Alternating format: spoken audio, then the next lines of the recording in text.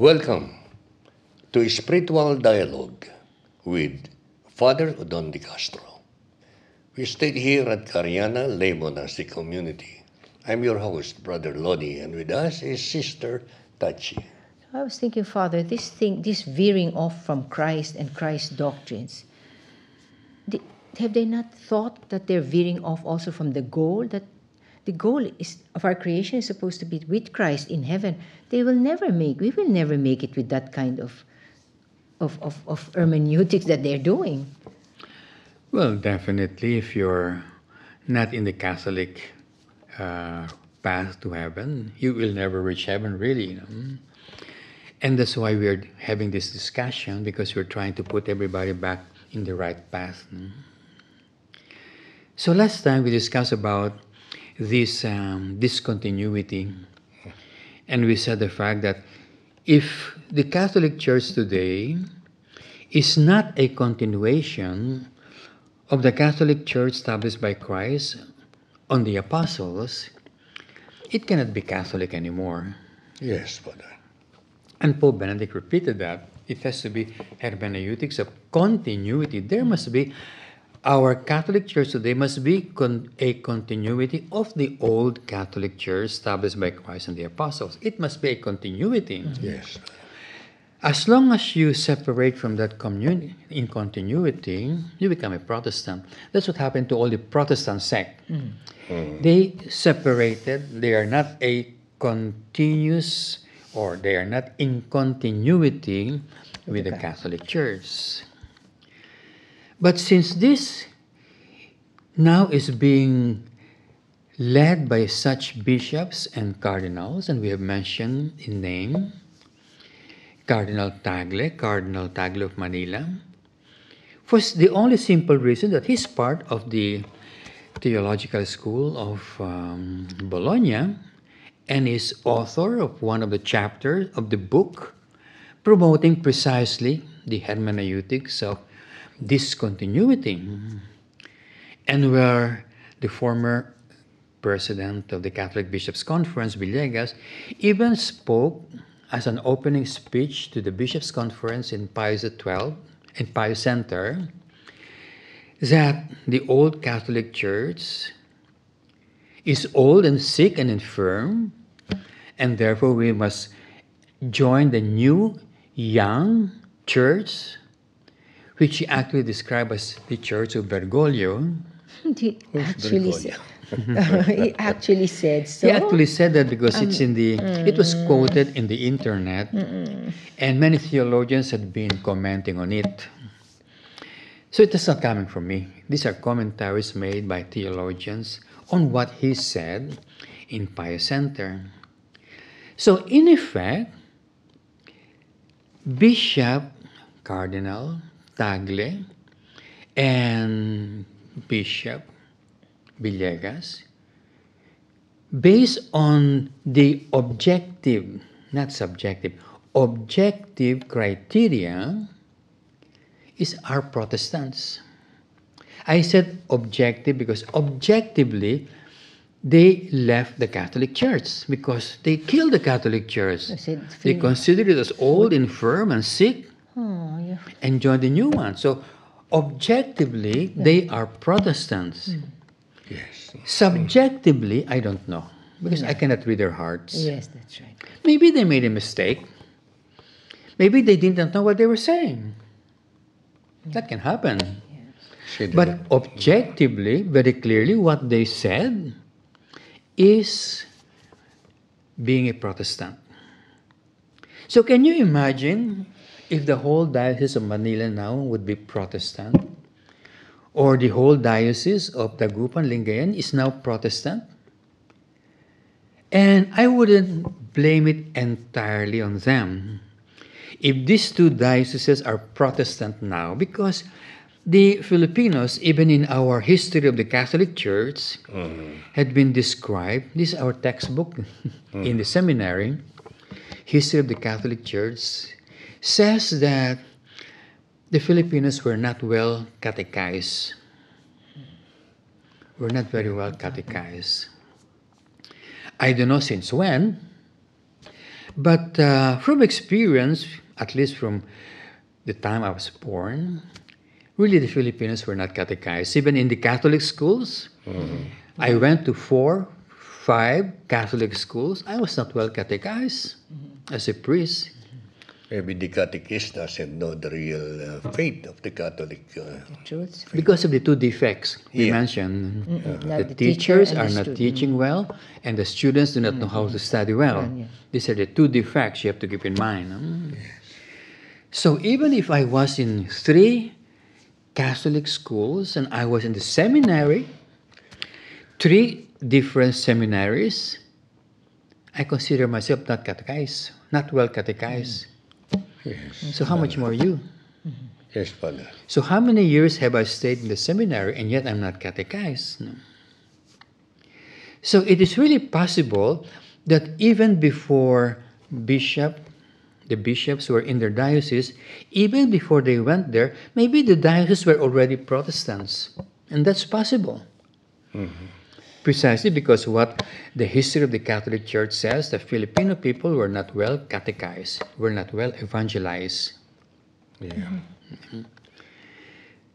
Now, if they enter and they start teaching the hermeneutics of discontinuity, Many they're will going to follow. get worse. Many will follow. Yeah, they'll get worse Protestants. It will aggravate their state of being Protestants. So we have that big problem.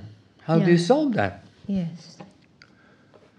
Maybe by reading the old, not really old, the teaching of the fathers and the doctors of the Catholic Church in the time of Augustine and Aquinas and other fathers of the Church.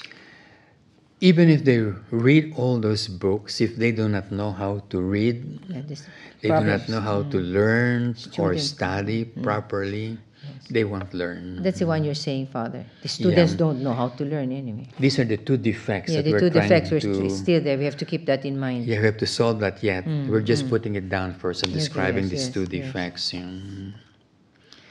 So if you can see, it's a horrible situation because as long as the situation is like this, nobody goes to heaven.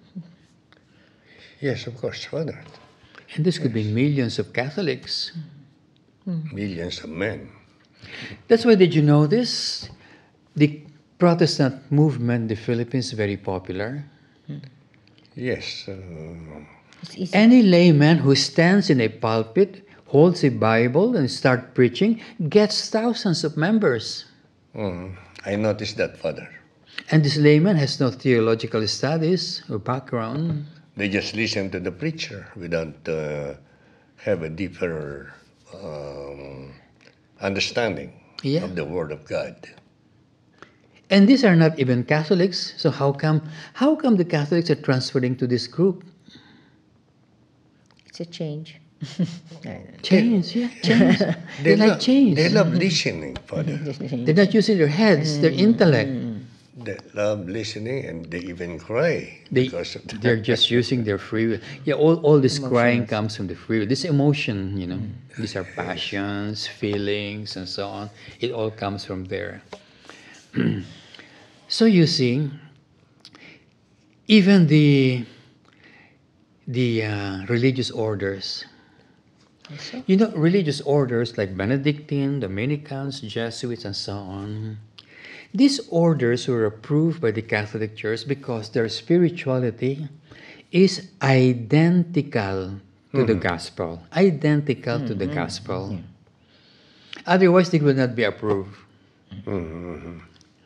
So at the beginning, the gospel, the spirituality of the Benedictines, the Jesuits, the Dominicans, the Carmelites were all identical. That's what you call continuity.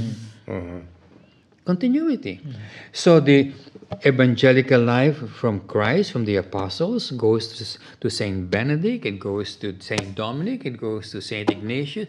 There's continuity. It's identical.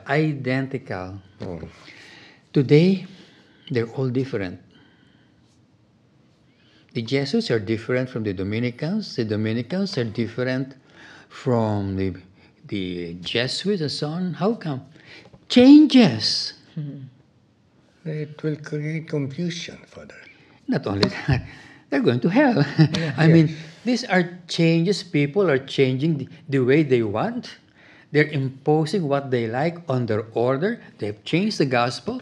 And none of them now are identical to the gospel. So those religious orders have become Protestants within the Catholic Church. So you have Benedictine Protestants within the Catholic Church, Carmelite Protestant, Jesuit Protestants, Dominican Protestant, but they're all Protestants. Yeah, sister? I was just thinking, Father, and they're even not one mind, one heart on anything. Would you Not say only that? that, to make matters worse, they remain within the Catholic Church. So when you see a Jesuit, you think he's a Catholic, when actually he's a Protestant. You see Benedictine, a Dominican. When they speak, Father, they do. Again? You would know from what they say. Oh yeah. Well, in my case, I would. Yeah, In your yeah. case, you won't. Okay, okay. Like in the last Eucharistic Congress in Cebu, Yeah, that one. many have attended that. One of the main speakers was a Dominican. Dominican. He's even a provincial. Oh my, Provincial. high up. High position. Elected by the Dominicans, of course. But he doesn't even believe in the Holy Eucharist. Yeah, I remember he said that. He calls the presence of Christ in the Holy Eucharist as transsignification, not transubstantiation, which is the proper theological term. Transsignification. I mean, you say it signifies It something. only signifies. It Yeah. only signifies. It's not the Signify. body and blood of Christ. It Okay. only signifies. That's a heresy. And what was the reaction? Nobody noticed it. Nobody noticed. Maybe they don't understand the signification and the transubstantiation. Well, well, that's the point. When you see A a student, person speaking with a Dominican habit, with a You just Dominican accept. name, with an OP after his name, you just listen to what they say. But they belong to the doctors of the church, Aquinas. Well, Dominican. Aquinas is a doctor of the church, but the speaker It was was not. okay. So even that the religious orders, because they lack their continuity with the teachings of Christ and the apostles, had become Protestants within the Catholic Church. So at this point, Father, if we are born Catholic or baptized in a Catholic, we should learn the right teaching of Catholic faith. And that's what we're going to discuss later on, how to create that hermeneutics of continuity. Yes, Father. Because, like for you, Lord, if you are not connected now, Yes. how do you reconnect and be continuity of the Catholic Church 2,000 years ago? How can you connect with that? We cannot, Father. Well, you can, but it's hard. You don't know right And, now how to That's do it. That's the one you're going to give us. We a will not solution use to. our intellect if we are not enlightened by the divine spirit.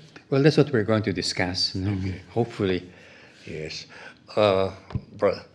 Father, maybe we have only about a minute. Any final message to our listeners? So this is now the big error that is being propagated in the whole world right now. This is what you call hermeneutics of discontinuity, that the Catholic Church of Jesus Christ, built on the apostles, no longer exists.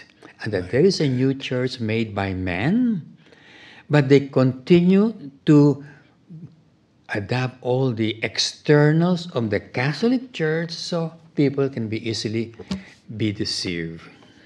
Thank you for watching Spiritual Dialogue with Father Udon de Castro. Continue watching so that we will understand something that will enlighten our mind. Thank you so much, and we'll see you next episode. Hosanna, Hosanna.